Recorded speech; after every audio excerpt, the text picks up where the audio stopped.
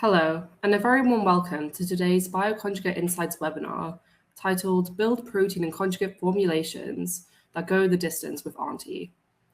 I'm Alison, an editor of BioInsights, and joining me today is Ross Walton, who will discuss how Aunty's high-throughput, multi-attribute characterization of 8 microliter samples can accelerate formulation studies, providing necessary data for faster, more informed decisions in protein and conjugate development. After the presentation, we'll have a live Q&A session, so do pose your questions to Ross using the Ask a Question tab on the right-hand side of your screen. I will try to get to them during the session. I would also like to draw your attention to the Resources tab on the right-hand side of your screen, where you can find more information on the topics covered today. Now, I'd like to introduce our presenter. Ross Walton is a Senior Marketing Application Scientist at Unshade Labs. He has published works on single-particle protein analysis by transmission electron microscopy and the interaction of the innate immune system and viruses in cancer. Ross earned his PhD in molecular genetics and microbiology from Duke University. So without further ado, I'll hand over to Ross to kick off today's presentation.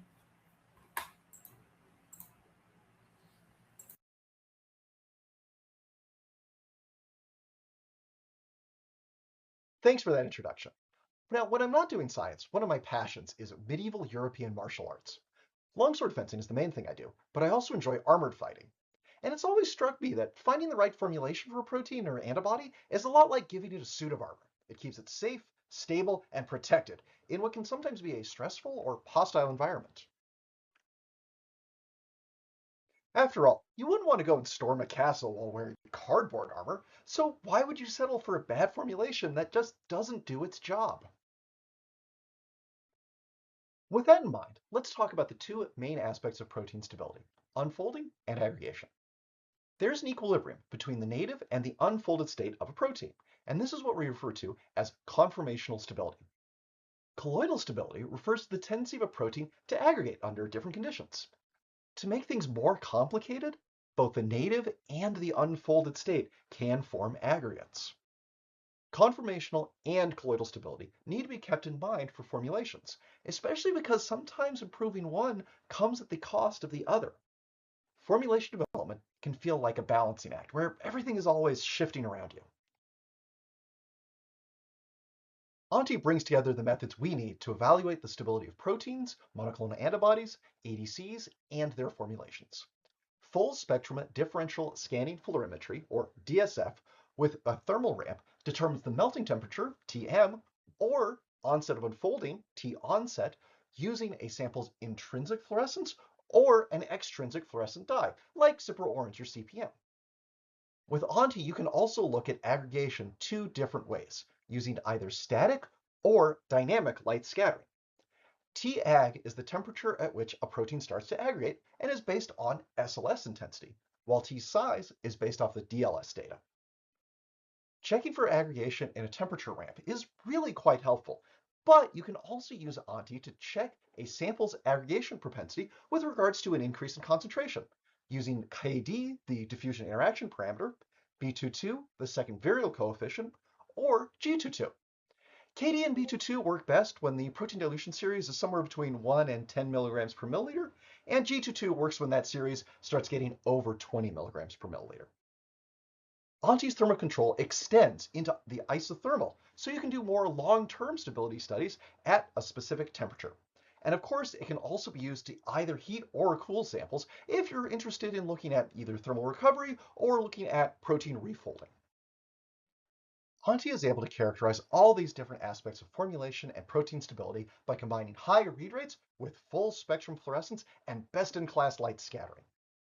Samples are placed into a specially designed 96-well plate that only needs 8 microliters per sample for measurements, so you can use it early in a therapeutic pipeline without expending too much precious protein. It can get results from concentrations as low as 25 micrograms per milliliter. Fluorescence, SLS, and DLS are read for all 96 wells every minute. The plates, and in fact the entire platform, are automation ready, with ways to automatically fill, seal, and load plates, as well as an API. Aunty can excite samples with a 280 or a 470 nanometer LED. The 280 nanometer LED excites the aromatic amino acids of the protein, the tryptophans and the tyrosines, and the emissions of those amino acids change as the protein unfolds. That's how you get nano-DSF melting temperatures. The 470 nanometer excitation is used when doing more classic DSF using an extrinsic dye, like Super Orange. That's important when you're looking at ADC unfolding and the payload fluoresces in the UV range. No matter what wavelength you use for excitation, Aunty always collects the full emission spectrum from 250 to 750 nanometers, so you can focus analysis on whichever part of the spectrum you need. Aunty uses an industry standard 660 nanometer laser for light scattering measurements and collects SLS and DLS in parallel to sensitively catch aggregates as they form, while also determining their size. The biggest innovation that made Aunty possible is its SBS-format 96 well plate. It consists of a molded plastic frame with 6 quartz glass chips. Each chip has 2 rows of 8 wells for a total of 16 and has a standard 8x12 arrangement with a 9mm pitch, so you can use just a regular multi-channel pipetter for filling. Once the wells get filled, they're sealed to prevent cross-contamination and keep the sample safe. Right now we're looking at a plate under a white light, but in a moment we'll illuminate it with a UV light as we load the plate with some fluorescein so you can see how easy it is. After the wells are loaded, we use these plastic seals where only the inlet and outlet get covered by the plastic. That central area where you can see the fluorescein, that does not have any kind of cover on it. It's actually a cut out window in the seal so that there's nothing obstructing the measurements. The seals come in a plate format, but also have perforations so you can seal just one chip at a time. The seals keep contaminant out and sample in without interfering with DSF, SLS, or DLS. Next, we'll see what the data from Aunty looks like when it's measuring protein unfolding, or conformational stability, and aggregation, or colloidal stability. When a protein gets excited by 280 nanometer light, the aromatic amino acids of the protein emit light between about 300 to about 400 nanometers. When the protein is in its native folded state, most of these amino acids are in hydrophobic pockets of the protein. When the protein heats up and unfolds, the amino acids become exposed to the aqueous environment, which changes their fluorescence emission behavior, shifting it to higher wavelengths and decreasing its intensity. Aunty tracks this shift by measuring the barycentric mean, or BCM, of the emission peak. Here we have an example of a curve showing this increase in BCM as the temperature increases and the protein unfolds. When we add in the differential of the BCM, we can easily see the Tm at the peak of this differential, which is the inflection point of the change in fluorescent emission. Here, that's about 69.7 degrees. Simultaneously to the fluorescent readings, Aunty also collects SLS intensity, which increases as the protein aggregates. We call the temperature of aggregation, or Tag, where this intensity increases above the baseline value. By collecting both aggregation and unfolding data, we can tell what events drive the aggregation. Here, the SLS intensity increased after the protein was already mostly unfolded, and the Tag was at 75.6 degrees. DLS is an orthogonal measurement of aggregation. SLS can tell us when aggregates start forming, but DLS tells us the average particle size. That's useful for catching aggregates as they form, but also for seeing how big they get. We use T size as the metric for when the particles get large, and here it was 78.9 degrees Celsius. When I look at SLS and DLS data, I use SLS to say when the aggregation starts, and DLS to figure out how bad it got, which is useful when comparing different formulations to each other. Aggregation and unfolding data combine to tell the full stability story of a protein. Here we have an example of trastuzumab in 2 different formulations. In formulation 1, TM1 coincides with Tag, but in formulation 2, Tag tracked with TM2. That means that second unfolding event led to the aggregation. To understand and optimize formulations, especially since excipients can influence different aspects of stability in different ways, you need as much data as you can get. Getting both aggregation and unfolding data in the same experiment saves time and saves sample. For our first case study, we took 3 different monoclonal antibodies, as well as the 30 kilodalton enzyme carbonic anhydrase 2, and tested their stability in several different formulations.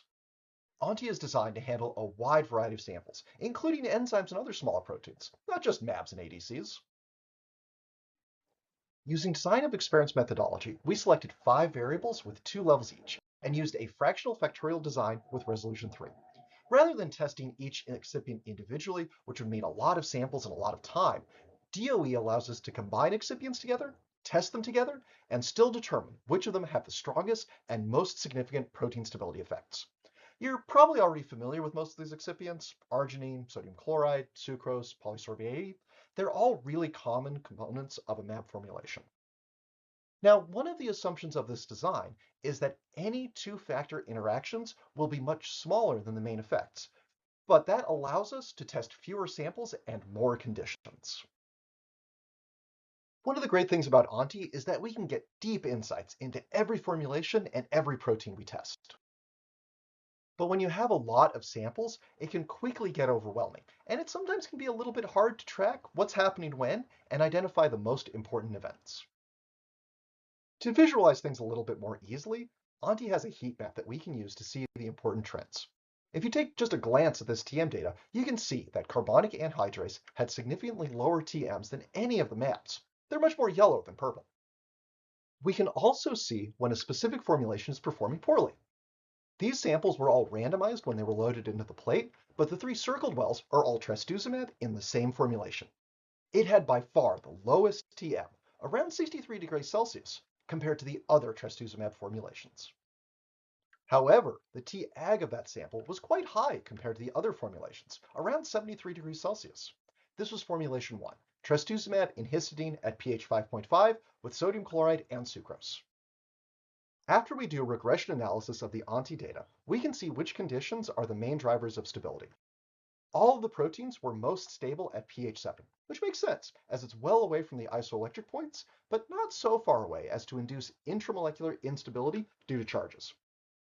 The isoelectric points for the mAbs were all above pH 8, and for carbonic anhydrase, it was pH 5.4. The other excipients influence the different proteins differently. For example, arginine increased the TM for trastuzumab, but reduced it for rituximab. Sodium chloride and sucrose were bad for pretty much all of the TMs, and arginine increased the T-ag for all of the proteins. However, the mAbs aggregated more readily with polysorbate 80, and carbonic anhydrase did the same, but with sucrose. This table summarizes how the excipients influenced the thermal stability of the proteins, but that's not the only metric that matters. As part of this study, we also looked at the propensity for the native state of the protein to aggregate, based on how its diffusion changed and how the scattering changed with increasing concentration. If a protein diffuses more slowly as its concentration increases, it is experiencing intermolecular attractive forces, which will tend to make a protein aggregate. If it diffuses faster with concentration, these forces are repulsive, and it's less likely to aggregate. KD and B22 are metrics that help us compare these effects.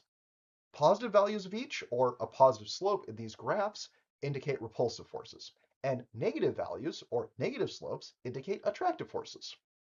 We performed this set of experiments for all of the formulations and proteins, but I'm only showing the rituximab data here for illustrative purposes. In the case of rituximab, only 2 formulations had positive KD and B22 values, and that was formulation 3, which was pH 5.5 with sucrose and polysorbate 80, and formulation 7, which was pH 7 with polysorbate 80 alone.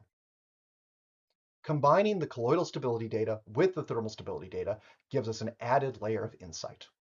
Arginine and sodium chloride tended to increase T-ag and T-size, but had a negative impact on KD and B22. The surfactant PS80 had the opposite effect, at least for the mAbs. Thermal stability and colloidal stability experiments are complementary methods for doing formulation screening. KD and B22 look at self-interactions under isothermal conditions, while TM and T-ag analyze a sample as it melts and undergoes thermal stresses, which can happen during process steps or during shipping. For our second case study, we'll be looking at ADCs. Now, as many of you know, ADC stability is a lot more complicated than mAb stability due to the addition of the payloads and the linkers. Those payloads can also make it more difficult to use certain characterization techniques that might be common for monoclonal antibodies. I'd like to show you how you can use Aunty even for these more complex modalities. For this experiment, we took Herceptin and a biosimilar, Kanjinti, and compared them to two Herceptin-derived ADCs, Kadcyla and Enhertu. The ADCs have completely different drugs and drug-antibody ratios. We tested their stability when formulated with two osmolality controllers, either sucrose or sodium chloride. The DARs shown here are the HPLC values, which I also confirmed using Stunner. Stunner can measure the protein concentration and average DAR of an ADC even when you don't really know the payload's absorbance behavior using its ADC Decode app. Herceptin was much more stable than Kadcyla was when they were formulated with either sucrose or sodium chloride. We can tell because the Herceptin TMs, which are the solid lines of these graphs, are higher than the Kadcyla TMs for both excipients. The same is true for the vertical dashed lines, which show the T-ax. We can also see that both samples were more stable by TM and by T-ag with sucrose than with sodium chloride. By looking at the DLS data, we can see that the average particle size of the samples massively increased in the presence of when heated in the presence of sodium chloride, but they stayed a lot more moderate, around 20 nanometers, when they were formulated with sucrose. Therefore, sucrose had a noticeable stabilizing effect of these samples relative to sodium chloride in these conditions. The stabilizing effect of sucrose is pretty obvious when we look at the TM1 and T-ag of each of these samples. But this experiment had one issue.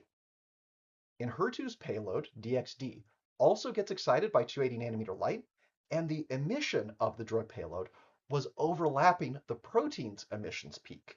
That means that we couldn't use nano-DSF to look at the protein melting. However, Aunty lets us use extrinsic dyes, like Cipro Orange, to determine TMs. When you identify TMs with Cipro Orange, the analysis changes somewhat.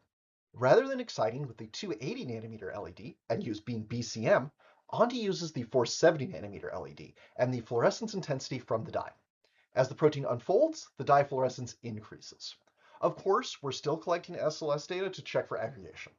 With full spectrum fluorescence emissions, Aunty is quite flexible and can use a variety of reporter dyes for whatever experiments you might run. We found that the TMs from the Cipro Orange experiment, shown here in gray and yellow on the bottom left graph, were somewhat lower than the ones from the intrinsic fluorescence experiments. It's possible the dye itself was actually influencing the unfolding behavior of the proteins, but in any case, as with the other samples, Enhertu had a higher TM with sucrose than with sodium chloride when we measured it using Cipro Orange. Hopefully, I've shown you enough for you to see Aunty as a platform ideal for all types of protein, mAb, and ADC stability using DSF, SLS, and DLS in a 96-well quartz plate sample holder that moves at warp speed. If you're interested in the automation aspects of Aunty, we can see here an 8-channel liquid handling robot loading an Aunty plate. We also have an automatic plate sealer, so both parts of the loading process can be automated. Aunty also has an API for remote control of the instrument using the Sila architecture. With Aunty, you'll find the perfect suit of armor, or rather the perfect formulation, to protect your valuable protein samples and ADCs. Aunty is part of an entire line of Unchained Lab solutions for biologics and proteins. Everything from buffer exchange to quantification to viscosity measurements. Whatever problems you might have in lab, we likely have a solution for you. Thanks for your attention, and I'll be happy to take any questions you may have. Amazing. Thank you, Ross, for such a brilliant presentation. So I'll now invite you to join me on camera and we can go to the Q&A. And to our audience, if you could please do keep sending your questions in. Our first question, what is the lowest sample concentration you can measure on Aunty? Unfortunately, that's one of those questions that you have to answer within. It depends, but that's because it depends on the molecular characteristics and actually the sequence of the protein itself. So you can imagine that if a protein has lots of those aromatic residues, lots of those tryptophans, and lots of those tyrosines, it's a lot easier to see with the intrinsic fluorescence measurements, so you can go to a lower concentration. However, we do have a benchmark protein that we use, which is IgG. And for that particular IgG, we can go down to 25 micrograms per milliliter for the fluorescence measurements, go down to 50 micrograms per milliliter for the SLS measurements. And then for DLS, we use lysozyme as our standard, and that can go down to 0.1 milligrams per milliliter. Perfect, thank you. And can the system be automated? Yep, as we talked about, so yes, the system can in fact be automated. We've got that API for doing the remote control of the instrument itself. The plates are SBS format and 96 well, so the existing body of liquid handlers can easily pipette into it. We've tested this ourselves. We've done it in lab a whole bunch. I've done it myself. And then, of course, it also can be moved by various plate handlers. The drawer that the plate sits in also comes out of the instrument, so it means it's readily accessible, very easy for those plate handlers plate handling arms to get the plates into the instrument. Amazing, thanks Ross for a detailed answer. Our next question, does the purity of your target protein affect results? Yes, it will. So you can imagine, so you can imagine that if you have a sample that has lots of different proteins all mixed together, they're all going to be unfolding, they're all going to be aggregating all at the same time. And it can actually be quite difficult to pick out, if they have overlapping melting temperatures or even if they have distinct melting temperatures, knowing which one goes to which protein can be quite tricky. We've actually done an experiment where we've mixed together two samples that have very different TMs, and you can actually see them as resolve individually. But unless you know going in that those proteins are present, you're not going to be able to tell which one's happening. So if you need to get good TM data or very precise, very accurate TM data, purified proteins are definitely the better option. But there are some workarounds that might be possible with that that are kind of interesting to explore. But generally speaking, if you're doing these kinds of formulation screens or formulation studies, you'd be looking at purified proteins. Great. And our next question, do you have the preferred vendor for the integration of Aunty? So, I mean, we'd love it if you use Unchained Labs as your vendor, because so Unchained Labs actually has brought out a new platform, a new fully customizable lab automation platform that's called Stuntman. So it is an AI-enabled and AI-driven automation platform that will integrate with Aunty. Of course, if you have another preferred vendor or are used to working with somebody else, TCAN, Hamilton, whomever, Aunty is fully compatible with any of those options, and we're more than happy to help you out with the automation engineers, help out with whoever we need to help out to make sure that Aunty can integrate with the system you actually want it to. Amazing, thanks, Ross. Yeah, lots of options. Perfect. And yes, for our next question, is Aunty GMP compliant? So Aunty has 21 CFR Part 11 compliant software tools that are available, which will let you control data integrity, access to the software, and also give you the necessary audit tools for those kinds of regulated environments. Amazing. And also, again, just a reminder to our audience, our Q&A box is open. So if you have any other questions that you want us to ask, then please just keep on sending them in.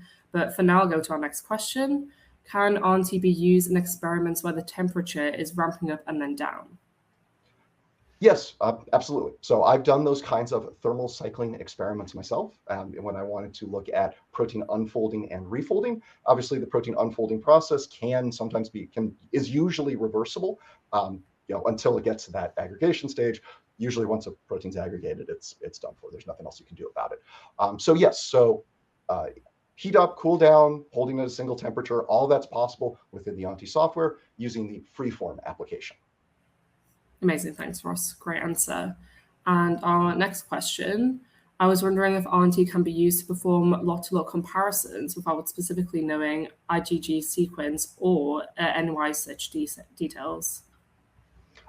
Yes, definitely. So we've done those kinds of experiments a whole bunch of times. Those kinds of lot-to-lot comparisons, we've definitely found that in some cases there is quite a bit of difference in TM and TAG from lot to lot, which can be upsetting. Also, freeze-thaw experiments. That's another one that we've explored, and I've talked about that before and also published some of the app notes about that. So all of those comparisons can be done. We have done them, and they are all very easy to do. Perfect. Thank you, Ross. And our next question, can it be used to assess the degree of aggregation from different time length exposure to certain buffers? Yes. So and there's actually a couple of different ways of doing that, depending on how long we're looking at things. So for one option is what we call an isothermal experiment. So that's where the sample in the formulation, the protein in its formulation, is held in the Aunty instrument itself for a set up period of time at a specific temperature. So a lot of these kinds of degradation studies are done at 40, 47 degrees, about somewhere in that range, and you can hold it for, I think that the maximum time you can hold it within the instrument is for, I don't remember. I think it's for a week, but I don't remember for sure. And during that time, you can also set what the time interval is for each one of your measurements. If you want to take a measurement every hour or every once a day, whatever. Of course, absolutely possible. The other option is what we call the out-of-the-box experiments. So that's where you load the sample into the Aunty plate and actually take it out of the instrument, incubate it somewhere else in another incubator, and then when you want to measure it, take it out of the incubator, put it into the Aunty instrument, and all of that data gets saved into a single data file so you can easily analyze it later and be able to see what's been going on with that protein during that entire process. So 2 different options for how to set that experiment up. And the nice thing about the out-of-the-box experiment is it does free up the Aunty to be used for other experiments during during that interval. So 2 different options, however it needs to be done. Perfect. Thanks, Ross. Our next question, does Aunty work with samples containing glycerol? Yes, it does. We've tested that a whole bunch of times, and yep, glycerol is absolutely something a compatible excipient. I don't recall if it forms micelles or not. That's something that you also have to be aware of for the in the SLS and TLS signal, but that's something that's very easy to notice and very easy to sort out. So absolutely works great with glycerol. Done it myself. Super easy to use. Perfect, great. And our next question, do the 96 well consumables, are they used in the Aunty platform only, or are they only available via Unshade Labs through the Aunty platform? I believe right now that we are the sole provider for those particular consumables. I think that's right, but also I'm not 100% sure. I'm merely a lowly scientist. I don't have necessarily all these questions. He just doesn't venture into that realm. That's fine. No problem. Yeah, but if I'm wrong, I'm not 100% sure, but I'll absolutely get back to that person. I think they answered, they provided their name, so I'll be able to answer that question more directly later on. Yeah, definitely. It's a reminder to all our audience, any questions that Ross hasn't got to. So yeah, in the presentation, after the presentation, he will reply by email. And unfortunately, that is all we've got time for today. So as I said, Ross will reply by email to the rest of your questions. And this webinar will be available on demand tomorrow for you. So please do look out for an email from us with that link. And we'd also like to invite you to take a short survey before you go to provide us with feedback on today's webinar. The link to which can be found in the resources on the right-hand side of your screen or in the on-demand email as well. And you will also find an attendance certificate for this webinar there. And all that's left to do is thank Ross once more for such a great webinar. And thank you to the audience for watching. And we'll hope you join us again soon. Thanks, everybody.